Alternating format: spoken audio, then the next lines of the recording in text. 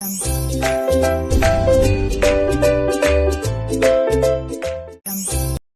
And welcome to my channel. So आज के video में हम डिस्कस करेंगे डाइजेशन प्रोसेस के बारे में कि कैसे हमारी डाइजेशन होती है खाने की। ठीक है, तो डाइजेशन प्रोसेस में अगर हम देखें तो हम टोटल इसमें 5 स्टेप्स पढ़ेंगे कि कैसे हमारा खाना कम्प्लीटली डाइजेस्ट हो जाता है। ठीक है, तो सबसे पहला स्टार्ट करते हैं वो है माउथ। अब हमें पता है कि हम खाना कहाँ से खाते हैं, मुँह से खाते हैं। तो माउथ जो होता है वो स्टार्टिंग पॉइंट होता है डाइजेशन के लिए, सबको पता होगा। ठीक है, अब माउथ में हमारी 2 चीज़ें होती हैं। क्या होती है? अब जैसे ही हमने खाना खाया, जैसे ही आप खाना खाते हो तो सबसे पहली चीज़ क्या करोगे आप? च्यू करोगे, खाने को चबाओगे, है ना? तो सबसे पहले क्या होता है? च्यूइंग होता है, जिसको हम मैस्टिकेशन भी बोलते हैं। तो मैस्टिकेशन या च्यूइंग जो है ये सेम इनका मतलब होता है, मतलब खाने को चबाना या उस खाने को छोटे-छोटे पीसेस में तोड़ना। ठीक है?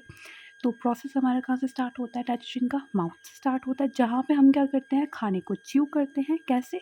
टीथ की मदद से। हमारे टीथ क्या करते हैं? हमारे जो खाना होता है हम टीथ की मदद से च्यू करते हैं उसको। ठीक है, अब क्या होगा? ये जो खाना होता है ये किस में टूट जाता है? स्मॉलर पीसेस में टूट जाता है, जिससे कि हमारी डाइजेशन में और ज़्यादा आसानी हो जाती है। ठीक है, दूसरी चीज़ हमारे माउथ के अंदर क्या होता है? सलाइवा होता है। ठीक है, सलाइवा होता है।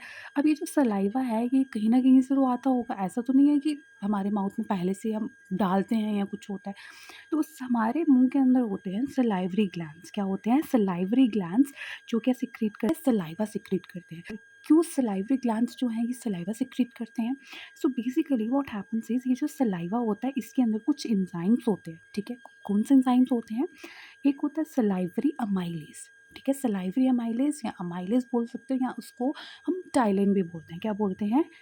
टाइलिन भी बोलते हैं, ये इसका दूसरा नाम होता है। तो ये टाइलिन या सलाइवरी अमाइलेज सेम एंजाइम्स है, इनका ये नाम होता है। तो ये जो अमाइलेज या ये जो टाइलिन एंजाइम है ये क्या करता है? जो हमारे खाने के अंदर कार्बोहाइड्रेट्स होते हैं ना, उनको शुगर में कन्वर्ट करता है। तो अगर आपको पूछा जाए क्वेश्चन कि हमें बताओ कि कार्बोहाइड्रेट्स की डाइजेशन कहाँ पे स्टार्ट होती है, कहाँ से स्टार्ट होती है, तो आपका आंसर होगा माउथ, क्योंकि माउथ से ही कार्बोहाइड्रेट्स जो होते हैं हमारे, उनकी डाइजेशन स्टार्ट हो जाती है। अब हमारे माउथ के अंदर सलाइवा प्रेजेंट है, तो ये क्या करता है? फूड को मॉइस्ट कर देता है, सॉफ्ट कर देता है, जिससे कि एक सॉफ्ट मास बन जाता है, जिसको बोलते हैं बोलस। अदर इम्पॉर्टेंट पॉइंट, अब ये भी पूछा जा सकता है कि बोलस क्या होता है? तो जब सलाइवा और जो हमारा फूड होता है, ठीक है, सलाइवा प्लस फूड किसके इक्वल होता है? बोलस। तो बोलस किसको बोलेंगे? जब सलाइवा और फूड को मिक्स किया जाता है उसको बोलते हैं बोलस। ठीक है, तो ये तो हो गया पहला स्टेप कि माउथ में हमने खाना खाया, स्टार्टिंग पॉइंट है हमारा माउथ डाइजेशन के लिए।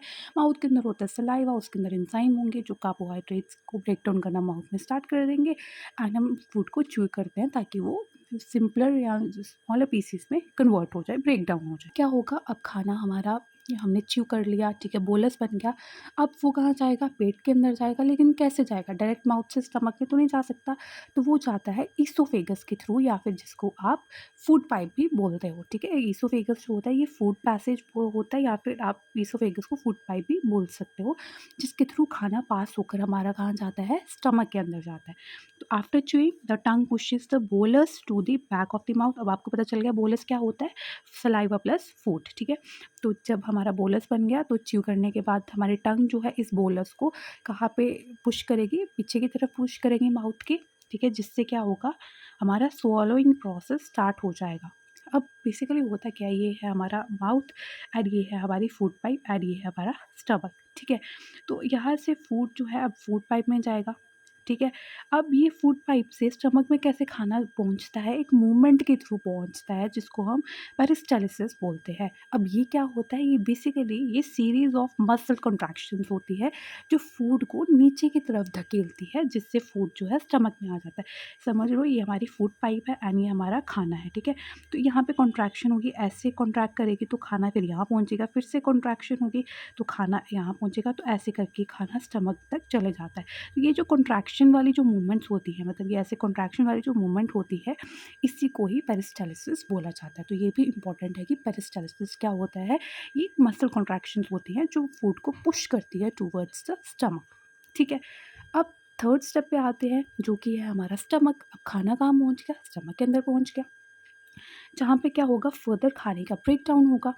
अब हमारे स्टमक के अंदर गैस्ट्रिक जूसेस होते हैं। The stomach secretes gastric juices, ठीक है।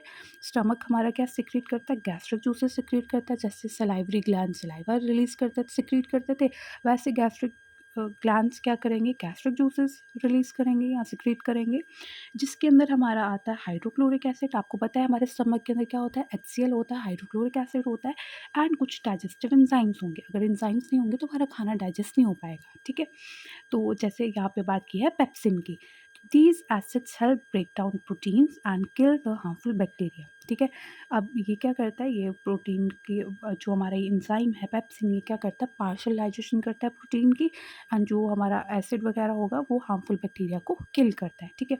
जो प्रोटीन की जो डाइजेशन होती है वो स्टमक में कंप्लीट नहीं होती। ये भी क्वेश्चन पूछा जाता है कि प्रोटीन की डाइजेशन कहाँ होती है, तो प्रोटीन की पार्शियल डाइजेशन स्टमक में होती है, कंप्लीट डाइजेशन जो होती है वो स्मॉल इंटेस्टाइन में होती है, ठीक है।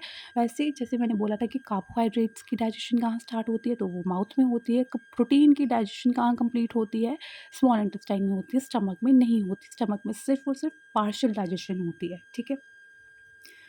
अब हमारे स्टमक में क्या होगा कि जो स्टमक की जो मसल्स होंगी वो कॉन्ट्रैक्ट करेंगी, जिससे क्या होगा, फूड चर्न होगा। क्या होगा, फूड चर्न होगा, ठीक है। तो फूड चर्न क्यों करेंगे, ताकि जो भी हमारा खाना है वो गैस्ट्रिक जूसेस के साथ जाके मिक्स हो जाए, मिल जाए, जिससे कि एक सेमी लिक्विड सब्सटेंस बनता है जिसको काइम बोलते हैं या चाइम बोलते हैं, ठीक है। तो स्टमक में क्या होगी, गैस्ट्रिक जूसेस होंगे, एंजाइम्स होंगे, ये एक काइम बनेगा जो कि इन सब का मिक्स होता है, ठीक है। प्रोटीन डाइजेशन होगी, जो पेप्सिन होगा, पेप्सिन जो एंजाइम होगा ये क्या करेगा, प्रोटीन को स्मॉलर पेप्टाइड्स में ब्रेक डाउन करेगा। किस में तोड़ेगा, पेप्टाइड्स में तोड़ेगा। अभी मतलब ये पार्शियल डाइजेशन है, ये कंप्लीट डाइजेशन नहीं है। फिर आता है फोर्थ स्टेप जो कि है small intestine, that is the major digestive and the absorption side. अब हम जो खाना खाते हैं, हमारा मेन मोटिव क्या होता है खाना खाने का, कि हमें हमारे खाने से न्यूट्रिएंट्स चाहिए, सारे के सारे मिनरल्स चाहिए, सारे के सारे, ठीक है। तो अब खाने से हमें जो भी इंपॉर्टेंट चीज़ें, जो भी अच्छी अच्छी चीज़ें मिल रही हैं, अब उनको बॉडी को एब्जॉर्ब भी तो कराना है ना, ऐसे क्या फ़ायदा खाना खाकर। तो जो ये मेजर जो डाइजेस्टिव एंड जो एब्जॉर्प्शन साइड होती है ना, वो स्मॉल इंटेस्टाइन ही होती है, स्टमक नहीं होता, ठीक है। अब जो हमारी स्मॉल इंटेस्टाइन की अगर बात करें, तो स्मॉल इंटेस्टाइन का जो 3 पार्ट होते हैं, उसमें जो फर्स्ट पार्ट है वो है ड्यूडेनम, उसको बोलते हैं ड्यूडेनम, ठीक है। जो काइम है, मतलब गैस्ट्रिक जूसेस है और जो बोलस है, it will move into the duodenum. अब वो स्टमक से कहाँ आ गया, ड्यूडेनम में आ गया, जो स्मॉल इंटेस्टाइन का पहला पार्ट है।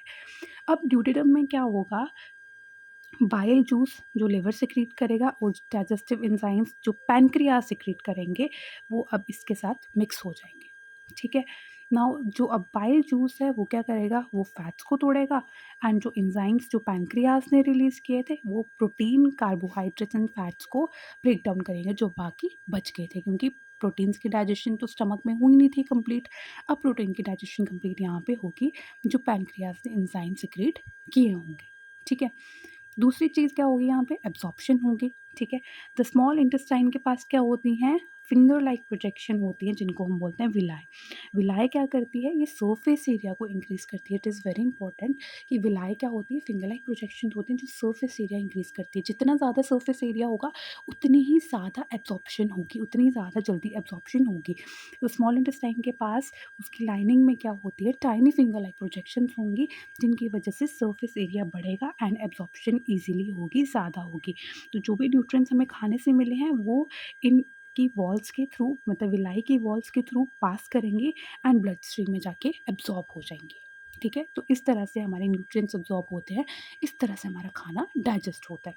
अब नेक्स्ट बात करें वो है हमारा फिफ्थ स्टेप जो है लार्ज इंटेस्टाइन। अब लार्ज इंटेस्टाइन में क्या होगा, वाटर एब्जॉर्प्शन होगी एंड फीसेस फॉर्मेशन होगी।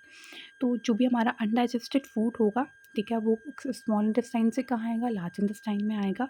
यहाँ पे जो भी उस अनडाइजेस्टेड फूड के अंदर वाटर एंड सॉल्ट्स होंगे वो सब के सब एब्जॉर्ब हो जाएंगे, ठीक है, लार्ज इंटेस्टाइन में, जिससे कि वेस्ट जो मैटर होगा वो हमारा और भी ज़्यादा सॉलिड हो जाता है, ठीक है। लार्ज इंटेस्टाइन क्या कर लेता है, जो इंपॉर्टेंट सॉल्ट, वाटर ये सब होता है, ये लार्ज इंटेस्टाइन एब्जॉर्ब कर लेगा, एंड जो वेस्ट होगा वो ज़्यादा सॉलिड उसको बना देगा। अब जो वेस्ट होगा वो इकट्ठा हो जाएगा, कॉम्पैक्ट हो जाएगा, कहाँ पे, कोलन में एंड रेक्टम में जाके स्टोर हो जाएगा, ठीक है। And last step is anus, जो कि एलिमिनेशन ऑफ वेस्ट होता है जहाँ पे फाइनली जो सॉलिड वेस्ट होता है, मतलब जो हमारी फीसेस होती हैं वो हमारी बॉडी से बाहर निकल जाती हैं through the anus during the defecation, ठीक है। And this marks the ends of the digestive process. So this is how our digestion process works. This is how our body digests our food. ठीक है, so that's it for today's video. अगर आपको ये video अच्छा लगा होगा then please like this video, subscribe to my channel and thank you so much for watching. and अगर आपको किसी भी टॉपिक पे वीडियो चाहिए तो do let me know in the comment section. Thank you.